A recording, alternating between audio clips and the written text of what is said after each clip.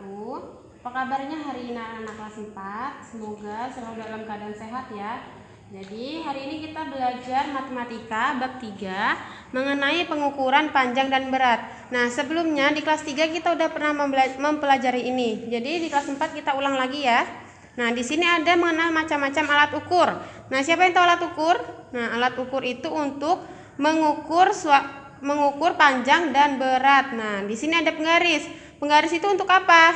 Untuk mengukur pensil, buku, lingkaran maupun segitiga dan sebagainya. Nah, yang kedua ada meteran pita. Meteran pita itu untuk apa? Untuk mengukur baju, kain, atau untuk mengukur badan. Biasanya ini dijumpai di tukang jahit atau ada yang punya di rumahnya seperti ini. Oke. Yang meteran saku. Nah, meteran saku ini untuk apa? Untuk mengukur panjang kayu. Biasanya yang punya seperti ini tukang. Nah, yang ini roll meteran. Roll meteran ini digunakan untuk mengukur tanah dan bangunan. Nah, ini udah paham ya? Kita lanjut ke yang kedua, alat ukur berat. Alat ukur berat itu ada apa aja? Timbangan dapur, timbangan raca, timbangan badan, dan timbangan pasar. Nah, timbangan dapur ini untuk apa? Untuk menimbang tepung terigu, gula pasir, dan lain sebagainya. Nah, timbangan raca ini untuk apa? Untuk mengukur atau menimbang emas. Biasanya dijumpai di toko emas nih. Kemudian timbangan badan. Timbangan badan itu untuk apa? Untuk mengukur berat badan orang dewasa atau anak. Biasanya dijumpai di puskesmas, apotek, dan rumah sakit atau yang di rumahnya punya timbangan badan. Nah, kemudian timbangan pasar. Timbangan pasar itu apa? Timbangan untuk mengukur berat belanjaan yang dibeli di pasar. Misalnya apa? Ayam, daging, dan lain sebagainya. Nah, bagaimana? Sudah paham? Nah, kalau sudah paham, kita lanjut ke satuan panjang. Nah, di sini ada satuan panjang. Di sini ada kilometer, hektameter, dekameter, meter, desimeter, sentimeter, dan milimeter. Nah, Ibu kasih contoh beberapa soal. Yang pertama ini ada 10 km, kita rubah ke hektameter. Jadi kita rubah dulu kilometer ke hektameter. Nah, kalau di sini kalau naik dibagi 10, kalau turun dikali 10. Nah, ini kan kilometer ke hektameter. Berapa? Naik apa turun?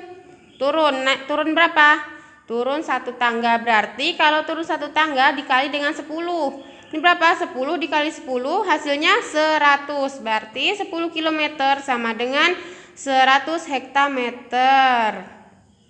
Nah, ini kalau tadi turun. Kalau misalnya naik, ini 200 mm sama dengan desimeter. Kita rubah dulu 200 ini ke desimeter. Milimeter ke desimeter naik berapa tangga? Naik 2 tangga. Berarti kita bagi 100. 200 dibagi 100 berapa? Hasilnya 2. Berarti hasilnya 200 mm sama dengan 2 desimeter.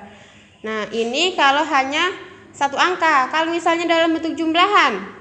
Nah, ini ada contoh nih, 30 hektameter ditambah 25 desimeter.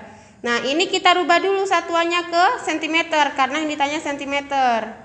Nah, hektameter ke sentimeter turun berapa tangga? 1, 2, 3, 4. Turun 4 tangga. Berarti kalau turun kita kali. Berapa tadi? Dikali 10.000. 10.000 dikali 30.000 berapa? Hasilnya 300.000 cm. Nah, sedangkan yang desimeter ke sentimeter berapa? Turun. Desimeter ke sentimeter turun 1 tangga. Berapa kalau turun 1 tangga? Kalau turun tadi diapain? Kita kali. Berarti 25 dikali 10 berapa? 250 cm. Nah, setelah ketemu penjumlahannya ini udah disamakan satuannya, tinggal kita tambahkan 300.000 ditambah 250 cm. Hasilnya berapa? 3.250 cm. Oke. Udah paham semuanya?